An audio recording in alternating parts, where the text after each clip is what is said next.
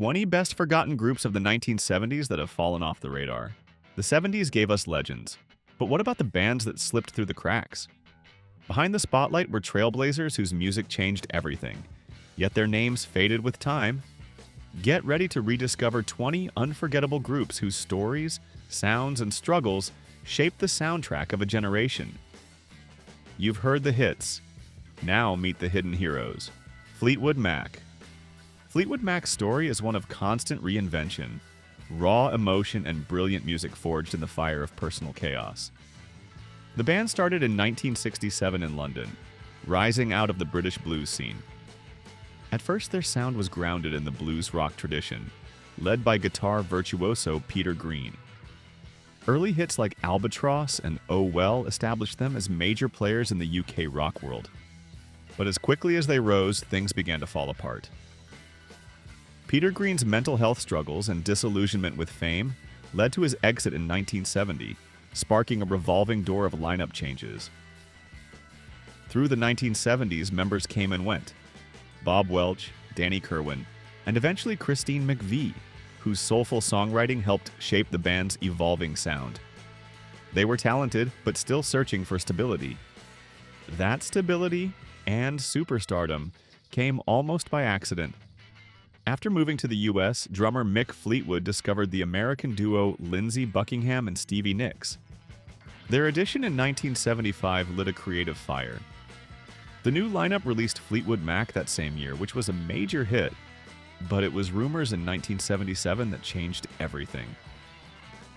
Recorded during a storm of breakups, affairs, and emotional upheaval, Rumors turned the band's personal drama into pure musical gold. Songs like Go Your Own Way, Dreams, and The Chain captured heartbreak and hope in equal measure. It became one of the best-selling albums in history and made Fleetwood Mac global superstars. Badfinger. If there's one band from the 1970s that deserved far more recognition and a better fate, it's Badfinger. Hailed as the next Beatles, they had it all. Sharp songwriting, flawless harmonies, and even the backing of the Fab Four themselves. After signing with Apple Records in 1968, they made an immediate impact with tracks like Come and Get It, No Matter What, and Baby Blue. Their sound was a vibrant mix of pop sensibility and rock energy. Fresh, emotional, and utterly unforgettable. But behind the success was a much darker story. Financial mismanagement and broken promises pushed the band into emotional and professional chaos. In 1975, lead singer and songwriter Pete Ham, overwhelmed by despair and betrayal, tragically ended his own life. It was a heartbreaking moment that marked the beginning of the band's downfall. Years later, Tom Evans also died under similarly heartbreaking circumstances, and drummer Mike Gibbons passed in 2005. Joey Molland is the last surviving member, still keeping the band's spirit alive. Despite it all, albums like No Dice, Straight Up, and Wish You Were Here remain proof of their brilliance. Badfinger's story is one of incredible talent, lost in the cracks of a ruthless industry. A legacy that deserves to be remembered, honored, and heard again. The Guess Who. Before Canada had Drake or The Weeknd, there was The Guess Who, a band that put Canadian rock on the international map. Formed in Winnipeg, Manitoba in the early 60s, they started off as a local cover band, playing British invasion hits. But everything changed when they began writing their own material, blending rock with psychedelic influences and even sprinkling in Canadian cultural references. That bold shift paid off in a big way. Their breakout moment came in 1969 with These Eyes, a soulful ballad that took listeners by surprise and landed them on the global stage. From there, the Guess Who churned out hit after hit. No Time, Laughing, Undone, and Share the Land all showcased their knack for catchy melodies and lyrical depth. But nothing hit quite like American Woman in 1970. With its gritty guitar riff and sharp anti-war message, the song soared to the top of the Billboard charts and became a defining anthem of its time. Yet, behind the scenes, success came with a cost. The departure of key members, especially guitarist Randy Bachman and frontman Burton Cummings, fractured the group's creative core. As the 70s wore on, their sound shifted toward jazz and progressive rock, but the magic began to fade. By the mid-decade, internal tensions and dwindling chart success led to the band's eventual breakup. The Runaways. In the mid-1970s, when rock was still largely a man's world, the Runaways burst onto the scene like a lightning bolt. Formed in Los Angeles, this all-female rock band, fronted by the fiery Joan Jett and the powerhouse guitarist Lita Ford, brought something raw, loud, and completely unapologetic to the stage. Their breakout hit Cherry Bomb wasn't just a song, it was a declaration. They weren't asking for attention, they were demanding it. Their sound was a thrilling blend of punk edge, glam flash, and hard rock grit. The kind of music that made you sit up and take notice. Even though their run lasted just a few short years, their influence still echoes today. They put out 4 studio albums and a live recording, each showing more confidence, more attitude, and more grit. Songs like Hollywood, Queens of Noise, and of course Cherry Bomb became underground anthems. In the US, they were controversial. In Japan, they were full-blown rock stars. But behind the scenes, creative tension brewed. Joan Jett leaned into punk and glam, while Lita Ford wanted to go full throttle into heavy metal. Those artistic differences, paired with the chaos of youth, fame, and industry pressure, eventually pulled the band apart. Their final show on New Year's Eve 1978 was both electric and final. Still, the Runaways kicked down the door for every female rocker who came after. They didn't just make music, they made history. King Crimson. If there's a band that truly redefined what rock music could be, it's King Crimson. Formed in the late 1960s, they weren't interested in following trends. They were too busy creating their own. With a sound that mixed jazz, classical music, hard rock, and avant-garde experimentation, King Crimson carved out a space all their own in the world of progressive rock. Their music was challenging, ambitious, and unapologetically complex. A sonic roller coaster that demanded attention. Their 1969 debut album, In the Court of the Crimson King, was an immediate game-changer. With its unforgettable cover, a screaming face that captured the album's emotional chaos, and groundbreaking tracks like 21st Century Schizoid Man and Epitaph, the album shook the rock world to its core. It wasn't just music, it was a full-on assault of sound, feeling, and imagination. Critics and fans alike were stunned by their daring use of time shifts, orchestral arrangements, and philosophical lyrics. But all that creativity came at a cost. Behind the scenes, tensions flared. Founding members Ian MacDonald, Michael Giles, and Greg Lake left early on, unable to keep pace with the relentless demands of guitarist and visionary Robert Fripp. The lineup kept changing, each new version of the band exploring uncharted musical territory, but also battling burnout and internal strife. By 1974, the pressure proved too much. After years of innovation and reinvention, King Crimson disbanded.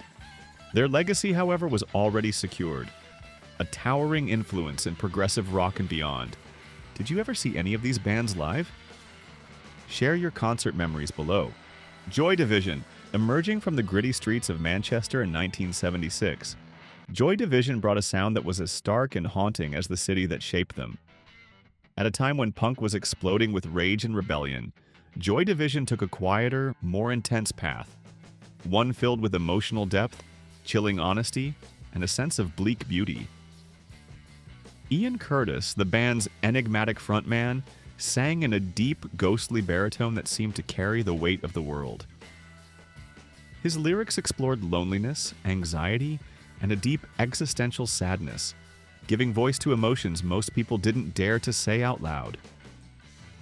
Their debut album, Unknown Pleasures, dropped in 1979 and instantly redefined the post-punk landscape.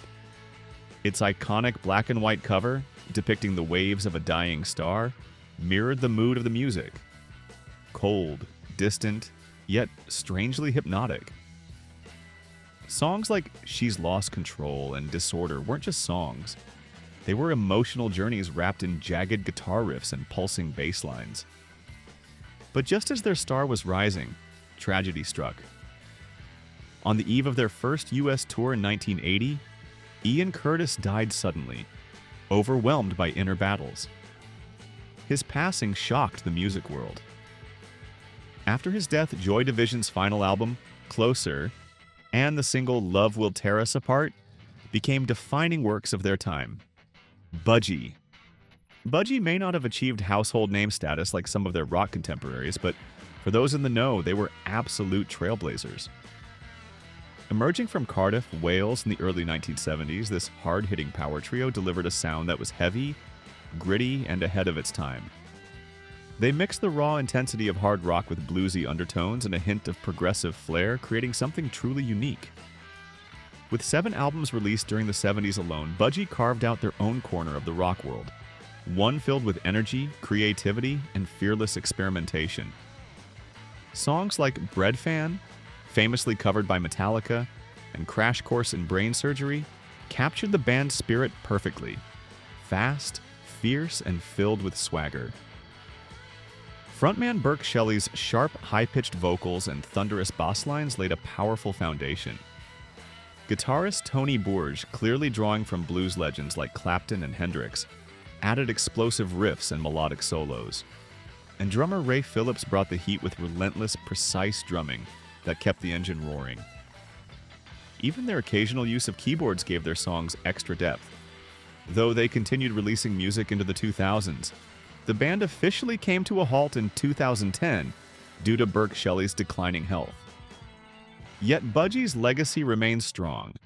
They may have stayed under the radar, but their influence, like especially on heavy metal, is undeniable. Lynyrd Skynyrd. Lynyrd Skynyrd's rise was as explosive as their sound, a proud, gritty voice of the American South that left an unforgettable mark on rock history. With their 1973 debut album, pronounced Lynyrd Skynyrd, the band delivered instant classics like Free Bird and Simple Man. These weren't just songs, they were soul-bearing anthems, blending bluesy guitars with heartfelt lyrics. Ronnie Van Zant's voice carried the weight of working-class dreams, rebellion, and a fierce love for Southern roots. The hits kept coming. Second Helping featured their most iconic track, Sweet Home Alabama, a bold, swagger-filled response to Neil Young's Southern Man. It was more than just a rebuttal. It was a celebration of heritage, a complicated anthem that reflected both pride and pain in the Southern experience. Albums like Nothin' Fancy continued to build their legend, and their live shows were electrifying, filled with triple guitar attacks and a spirit that was pure Southern fire. Then, in 1977, just as they were hitting their peak, tragedy struck. On October 20th, their plane went down in Mississippi, claiming the lives of Ronnie Van Zant, Steve Gaines, Cassie Gaines, and others.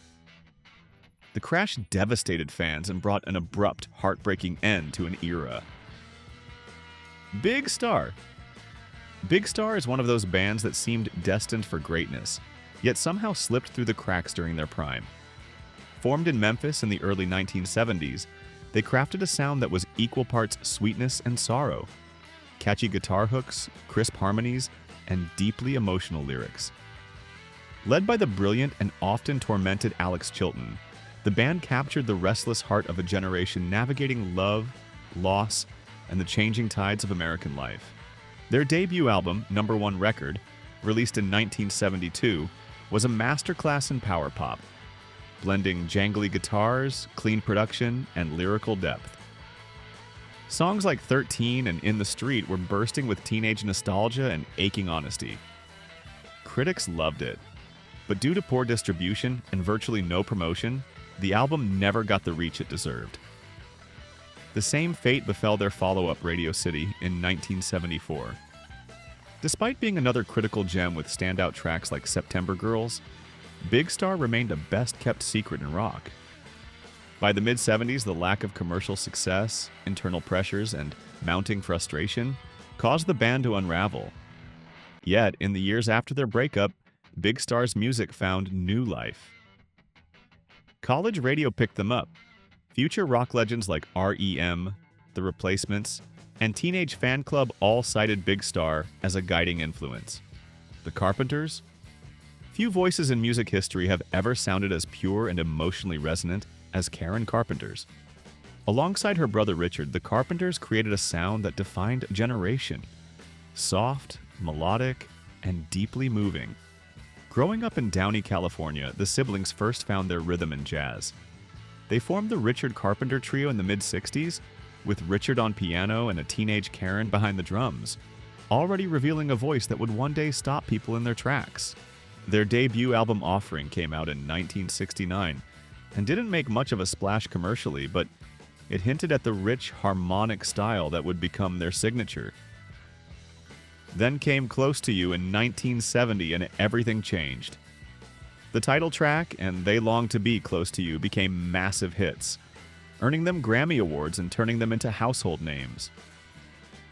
With Karen's warm contralto voice and Richard's lush arrangements, the Carpenters became one of the most successful duos of the decade. But behind the soft sound was a painful truth. Karen was silently battling anorexia nervosa, a condition still little understood in the public eye. Despite her personal struggles, she continued to perform with remarkable grace and power. Tragically, her illness claimed her life in 1983 at just 32. Karen's passing was a wake-up call about the seriousness of eating disorders, and her legacy remains one of beauty, talent, and quiet tragedy. Which song from these bands still gives you chills when you hear it today? Wild Cherry. Wild Cherry's rise to fame is one of those rare lightning-in-a-bottle stories that could only happen in the 1970s. The band was formed in 1970 by Rob Parisi, a passionate vocalist and guitarist from Ohio with a love for hard rock. The name Wild Cherry, taken from a box of cough drops, hinted at the group's quirky charm and playful edge. But their sound was all serious until one pivotal night changed everything. During a gig at a predominantly black club, the crowd shouted, "Play some funky music, white boy." Instead of brushing it off, Parisi took it as inspiration. That very phrase became the hook for the song that would rocket them to superstardom. Play That Funky Music wasn't just a song. It was a genre-blending, body-moving anthem. With its infectious groove, punchy horns, and unforgettable chorus, it topped both the Billboard Hot 100 and the R&B charts in 1976, earning platinum status and becoming one of the decade's biggest hits. The song's crossover success was groundbreaking, bringing together fans from every background and lighting up dance floors nationwide. But lightning didn't strike twice.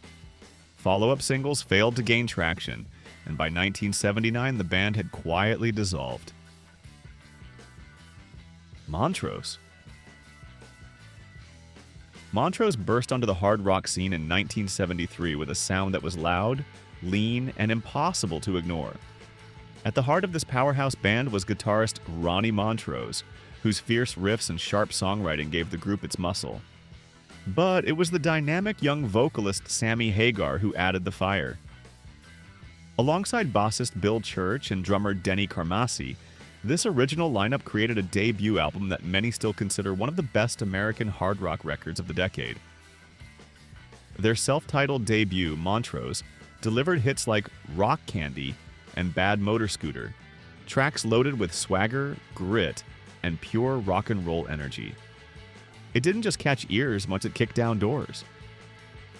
Critics and fans praised the band for their tight musicianship and explosive sound, and it looked like Montrose was poised for greatness.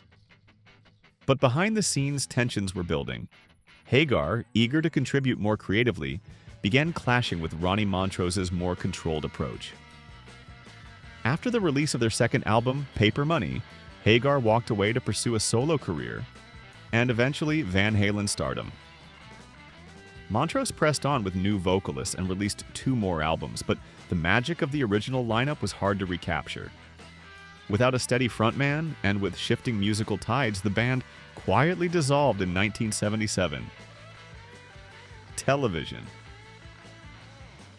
Television didn't storm the charts, but they forever changed the shape of rock music. Formed in New York City's gritty underground in the early 1970s, they were part of the CBGB scene that gave birth to punk. But they didn't sound like their peers. instead of three-chord fury, television offered something more intricate, more cerebral. Their guitars didn't clash, they danced, weaved, and told stories.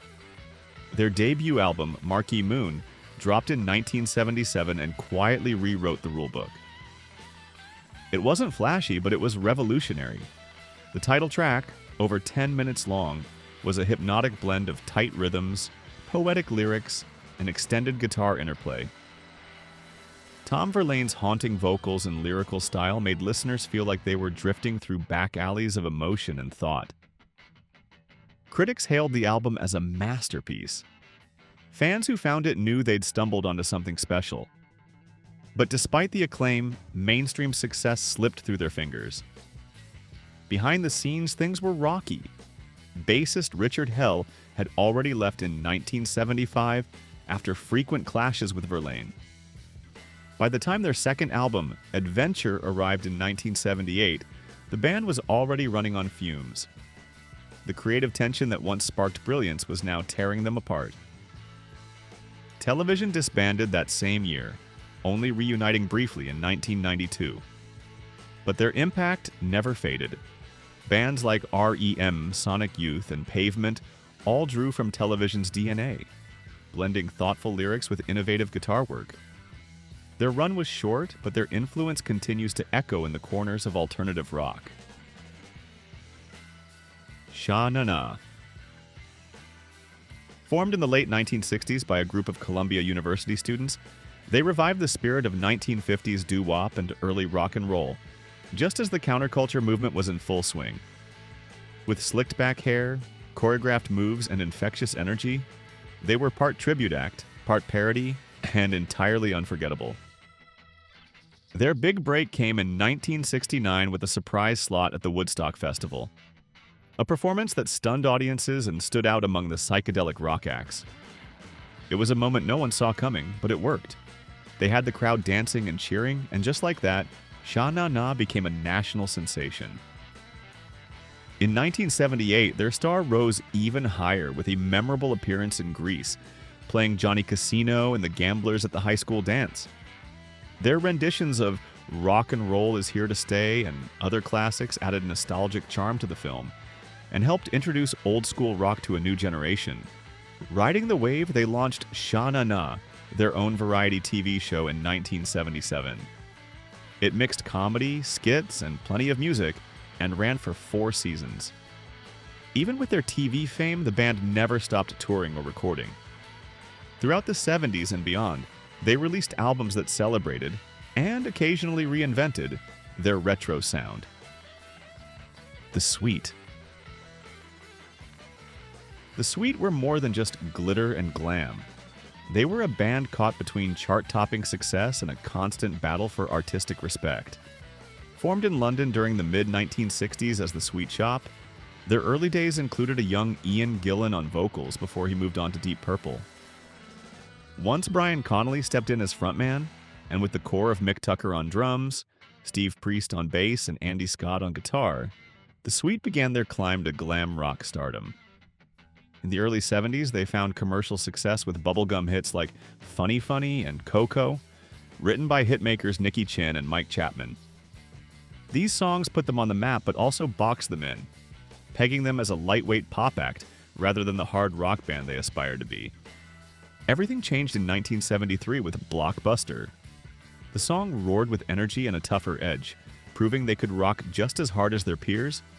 More hits followed. Ballroom Blitz, Fox on the Run, Action, and Teenage Rampage, all packed with swagger, riffs, and attitude. But behind the glam facade, tension was brewing. The band grew tired of being puppets to outside songwriters and fought for more creative control. Internal friction worsened as Brian Connolly's alcoholism took its toll. By the late 70s, musical tastes had shifted, and the Sweet's popularity declined. They disbanded in 1981, their story ending in frustration. But their legacy as glam rock pioneers lives on. They were loud, flashy, and unforgettable. A band that gave us more than just blitz and ballrooms. Thank you for watching. To continue with more content, comment 1 to let us know you're still following. M. Robin Scott. M wasn't a traditional band, and that was exactly the point. The brainchild of English musician and producer Robin Scott, M was more of an artistic project than a group. And it delivered one of the most defining singles of the late 1970s. In 1979, pop music exploded onto the scene, blending quirky spoken-word vocals, synth-heavy production, and satirical lyrics into a futuristic anthem that captured the cultural crossroads between disco, punk, and the electronic age. Pop music wasn't just a song, and it was a statement. With its robotic rhythm, minimalist groove, and playful name drops of musical genres, it poked fun at the music industry while embracing everything catchy and commercial about it. The song's production was sleek, clean, and ahead of its time. Scott's mix of spoken vocals and computer-like beats sounded like nothing else on the radio. And that's exactly why it worked. The track shot to #1 in the UK, the US, and across Europe. For a moment, M was everywhere. But the moment passed quickly. Follow-up singles failed to make the same splash, and M faded into the background just as synthpop was taking over the mainstream. Still, M's brief flash of brilliance left a deep mark. Pop music paved the way for artists like Depeche Mode, The Human League, and Duran Duran. Robin Scott helped shape a genre before most even knew it had arrived, proving that even a one-hit wonder can help change the course of music history. Derek and the Dominos. Derek and the Dominos were a band born from both camaraderie and heartbreak. A fleeting supergroup whose legacy rests on one of rock's most emotionally charged masterpieces. The roots of the band go back to Eric Clapton's time with Delaney and Bonnie and Friends, where he found something rare: musical brotherhood without the burden of stardom. That laid-back, communal vibe inspired him to form something deeper, something personal. In 1970, Clapton teamed up with Bobby Whitlock, Carl Rattle, and Jim Gordon to form Derek and the Dominos. Together, they created a sound that was raw and soulful, blending blues, rock, and southern influences. But it wasn't just their sound that hit home. It was the emotion behind it. Their only studio album, Layla and Other Assorted Love Songs, became an instant classic, anchored by the searing, aching title track, Layla. Inspired by Clapton's forbidden love for Pattie Boyd, the song exploded with pain, passion, and unforgettable guitar work. Much of it thanks to the late Duane Allman, whose slide guitar added haunting beauty to the album. But behind the brilliance, trouble brewed. Clapton's deepening heroin addiction and the sudden death of Allman, soon after recording Wrapped, added a tragic weight to the project. Tensions among the members mounted, and by 1971, the band was no more. The Modern Lovers. The Modern Lovers were never about flash. They were about truth, simplicity, and raw emotion. Formed in the early 1970s in Boston, the band was the brainchild of Jonathan Richman, a self-taught singer-songwriter with a deep admiration for the Velvet Underground and a love for stripped-down, honest rock and roll. Richman's music had none of the excess of the era. No frills, no pretense. Just raw lyrics, minimal chords, and a childlike sense of wonder layered over a deep sense of alienation. With songs like Roadrunner, Pablo Picasso, and Hospital, the Modern Lovers captured what it felt like to be young, confused, and alive in America. Richman sang about driving on Route 128, awkward romantic encounters, and mundane heartbreaks with a conversational, almost naive tone that felt strangely revolutionary. Their sound was tight and urgent, blending garage rock, proto-punk, and quirky introspection into something fresh and deeply influential.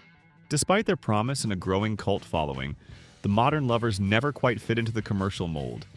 Their unconventional style, along with creative disagreements, led to their breakup in 1974 before they could even release a proper album. Fortunately, their early recordings were compiled and released posthumously in 1976 as the Modern Lovers, and that album became a cornerstone of punk and indie rock. Though short-lived, The modern lover's impact was enormous. Bands like Talking Heads, the Sex Pistols, and Violent Femmes drew from their unpolished honesty and fearless vulnerability. They proved you didn't need perfection to make something timeless. Just heart, nerve, and a little bit of weird. The Sex Pistols.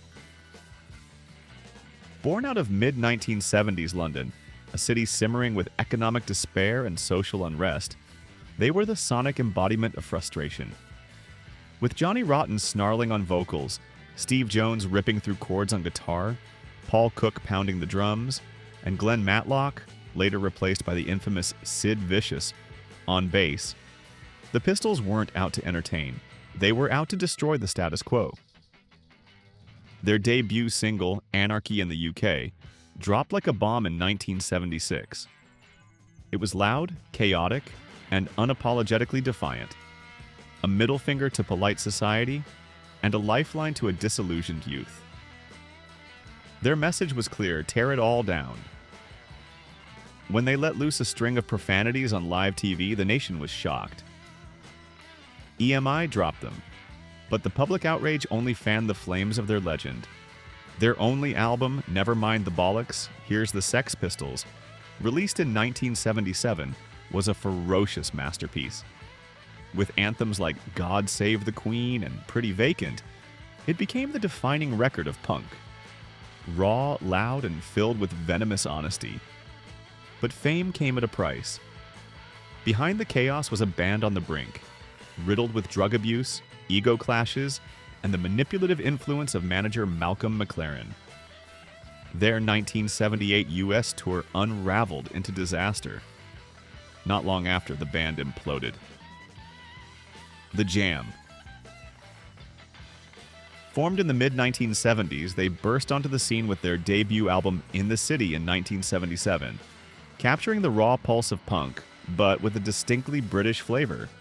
Paul Weller, the band's frontman and principal songwriter, didn't scream, he observed. His lyrics reflected the tension of working-class life in Thatcher-era Britain, and he delivered them with biting clarity and urgency.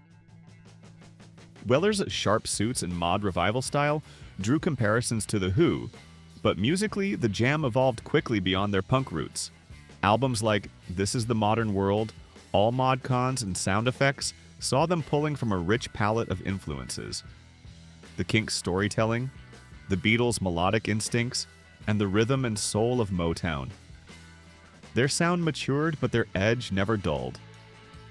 While the Jam became chart toppers in the UK, scoring 4 #1 albums and a string of hit singles like Going Underground and Town Called Malice, they never quite cracked the US market. Still, Weller never chased fame for fame's sake. In 1982, at the height of their popularity, he shocked fans by disbanding the Jam, believing they had said all they needed to say. Weller would go on to reinvent himself with the Style Council and later as a solo artist, but the Jam remains his purest, most urgent statement. A snapshot of a time, a generation, and a band that never compromised. Which of these forgotten 70s bands do you remember? Let us know in the comments. If you enjoyed this trip down memory lane, check out more videos in our series. Don't forget to like, subscribe, and share Past Not Past with a fellow music lover. Thanks so much for watching. See you in the next one.